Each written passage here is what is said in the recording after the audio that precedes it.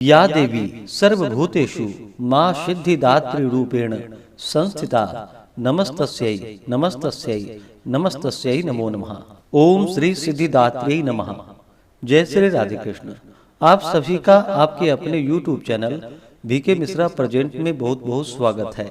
आइए आज आप सब सुनेंगे नवरात्रि के 9वें दिन माता सिद्धिदात्री की कथा और जानेंगे माता को कौन से रंग का वस्त्र अर्पित करे, माता को किस वस्तु का भोग लगाए, कौन से रंग का पुष्प चढ़ाए। तो आइए जानते हैं इन सबों के बारे में। नवदुर्गा देवियों में नौमी शक्ति का नाम जो कि सिद्धिदात्री है, ये सभी प्रकार की सिद्धियों को देने वाली है। नवरात्र पूजन के 9वें दिन इनकी उपासना की जाती है।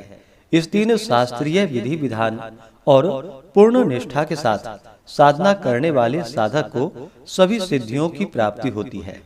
सृष्टि में कुछ भी उसके लिए अगम्य नहीं रह जाता है। ब्रह्मांड पर पूर्ण विजय प्राप्त करने की सामर्थ्य उसमें आ जाती है। मार्कंडेय पुराण के अनुसार अणिमा, महिमा, गरिमा, लघिमा, प्राप्ति, प्राकाम्य, ईशित्व और वशित्व, ये 8 सिद्धियां होती है। ब्रह्म वैवर्त पुराण के श्री कृष्ण जन्म खंड में यह संख्या जो कि 18 बतलाई गई है। माँ सिद्धिदात्री भक्तों और साधकों को ये सभी सिद्धियां प्रदान करने में सामर्थ्यवान है।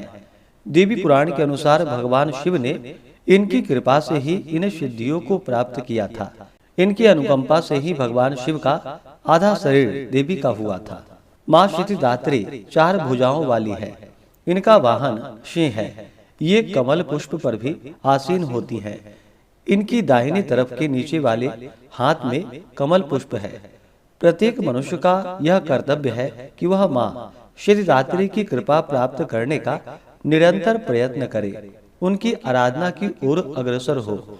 इनकी कृपा से अनंत दुख रूप संसार से निर्लिप्त रहकर सारे सुखों का भोग करता हुआ वह मोक्ष को प्राणी प्राप्त कर सकता है।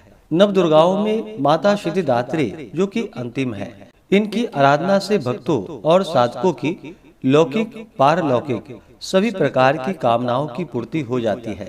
सिद्धिदात्री माँ की कृपा प्राप्त भक्त के भीतर कोई ऐसी कामना शेष नहीं बचती है जिसे वह पूर्ण करना चाहे। वह सभी सांसारिक इच्छाओं को और अपनी आवश्यकताओं को और अस्पृहाओं से ऊपर उठकर मानसिक रूप से माँ भगवती के दिव्य लोकों में विचरण करता हुआ उनके कृपा रस पीयूष का निरंतर पान करता हुआ विषय भोग शून्य हो जाता है। माँ भगवती का परम सानिध्य ही उसका सर्वस्व हो जाता है।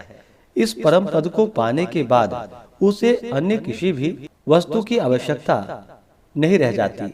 माँ के चरणों का यह सानिध्य प्राप्ति के लिए भक्त को निरंतर नियम निष्ठ रहकर इनकी उपासना करने का नियम कहा गया है।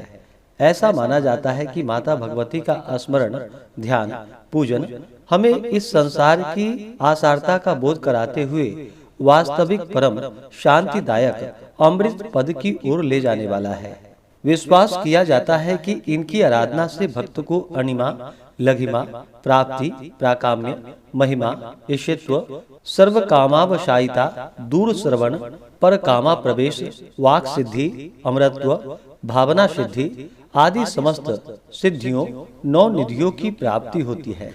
ऐसा कहा गया है यदि कोई इतना कठिन तप न कर सके तो अपनी शक्ति अनुसार जप, तप, पूजा अर्चना कर माँ की कृपा का प्राप्त बन सकता है। माँ की आराधना के लिए नवरात्रि के 9वें दिन जो कि माता सिद्धिदात्री की पूजा की जाती है तथा इस दिन हवन आदि का कार्य किया जाता है। इसके बाद कन्या पूजन नवदुर्गा स्वरूपों को जो कि भोजन करवाया जाता है। इस दिन माता की पूरे विधि विधान के साथ गंध पुष्प, धूप, दीप आदि से पूजा करनी चाहिए। माता को विशेष करके लाल वस्त्र, लाल चुनरी अर्पित करनी चाहिए। इस दिन माता को कमल के पुष्प, चंपा के पुष्प और गुड़हल के पुष्प अर्पित करनी चाहिए। इससे माता अति प्रसन्न होती हैं। माता को इस दिन विशेष करके दूध से बने हुए वस्तुओं का भोग लगाना चाहिए। इस दिन पूरी, चने और हलवे का भोग लगाया जाता है और यही भोग फिर उन दुर्गा स्वरूप कन्याओं को भी दी जाती है। तो आइए सुनते हैं माता सिद्धिदात्री से जुड़ी हुई कथा। तो बोलिए प्रेम से सिद्धिदात्री माता की जय। पौराणिक कथा के अनुसार भगवान शिव ने माँ सिद्धिदात्री की कठोर तपस्या कर 8 सिद्धियों को प्राप्त किया था। माता सिद्धिदात्री की अनुकंपा से ही भगवान शिव का आधा शरीर देवी हो गया था, जो कि अर्धनारीश्वर कहलाए थे। माँ दुर्गा के 9 रूपों में यह रूप अत्यंत ही शक्तिशाली रूप है। कहा जाता है कि माँ दुर्गा का यह रूप सभी देवी देवताओं के तेज से प्रकट हुआ है।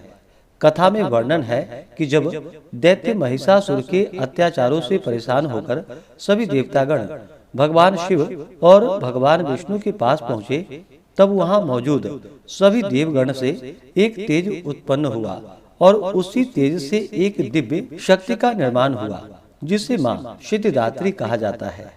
इस प्रकार से जो भी भक्त सच्ची श्रद्धा के साथ माता सिद्धिदात्री की पूजा करते हैं, अर्चना करते हैं, इससे माता अपने भक्तों पर अति प्रसन्न होती है और अपना कृपा प्रदान करती है। तो बोलिए प्रेम से माता सिद्धिदात्री की जय। तो आइए अब दुर्गा क्षमा प्रार्थना श्रवण करते हैं, जो कि आप संस्कृत में श्रवण करेंगे। तो बोलिए प्रेम से नव दुर्गा देवी की जय। अपराध सहस्राणि क्रियन्ते अहर्निशं मया, दासो अयमिति मां मत्वा क्षमस्व परमेश्वरी। आवाहनं न जानामि विसर्जनं, पूजां चैव न जानामि क्षम्यतां परमेश्वरी। मंत्रहीनं क्रियाहीनं भक्तिहीनं सुरेश्वरी, यत् पूजितं मया देवी परिपूर्णं तदस्तु मे। अपराध शतं कृत्वा जगदम्बेति चुच्चरेत, यां गतिं समवाप्नोति न तां ब्रह्मादयः सुराः। सापराधो अस्मि शरणं प्रापस्त्वां जगदम्बिके, इदानीमनुकम्प्योऽहं यथेच्छसि तथा कुरु। अज्ञानाद् विस्मृतिर्भ्रान्त्या यन्यूनमधिकं कृतं, तत्सर्वं क्षम्यतां देवी प्रसीद परमेश्वरी। कामेश्वरी जगन्माता सच्चिदानंद विग्रहे, गृहानार्चामिमां प्रीत्या प्रसीद परमेश्वरी। गुह्याति गुह्य गोप्तृत्वं गृहानस्मत्कृतं जपं, सिद्धिर्भवतु मे देवी त्वत्प्रसादात् सुरेश्वरी। ओम दुर्गा प्रणमस्तु क्षमापणं समर्पयामि। ओम श्री सिद्धिदात्री प्रणमस्तु क्षमापणं समर्पयामि। मम पूजां गृहाण सुप्रसन्नो भव। इस प्रकार से माता का क्षमा प्रार्थना करके माता को जो कि लाल पुष्प अर्पित करनी चाहिए। तो आशा करता हूँ कि यह जानकारी आपको अच्छा लगा हो। इसी प्रकार से ज्ञानवर्धक जानकारियाँ प्राप्त करते रहने के लिए, व्रत पूजा के बारे में जानने के लिए, कथा को सुनने के लिए चैनल पे अगर आप पहली बार आए हैं तो चैनल को लाल बटन दबा करके सब्सक्राइब करें, साथ में बेल आइकन घंटी को दबाएं, ताकि आने वाली वीडियो का नोटिफिकेशन आपको समय से मिलता रहे। वीडियो को लाइक करें, शेयर करें। सुखी रहें और स्वस्थ रहें। जय श्री राधे कृष्ण। धन्यवाद।